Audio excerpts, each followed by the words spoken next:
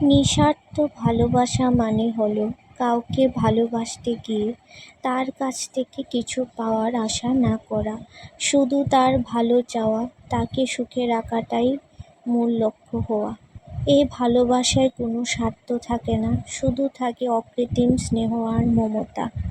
নিঃস্বার্থ ভালোবাসা হলো তাকে ভালোবাসতে গিয়ে নিজের কষ্টকেও হাসিমুখে মেনে নেওয়া। অন্যের সুখের জন্য নিজের সুখকে উৎসর্গ করাই হলো নিঃস্বার্থ ভালোবাসা। নিঃস্বার্থ ভালোবাসা হলো তাকে নিজের করে না পেলেও তাকে আজীবন ভালোবেসে যাওয়ার সিদ্ধান্ত নেওয়া।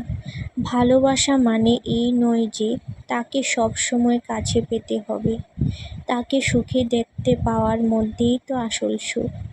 যদি কারো আনন্দে তুমি আনন্দ পাও, তবে সেটাই হলো নিঃস্বার্থ ভালোবাসা।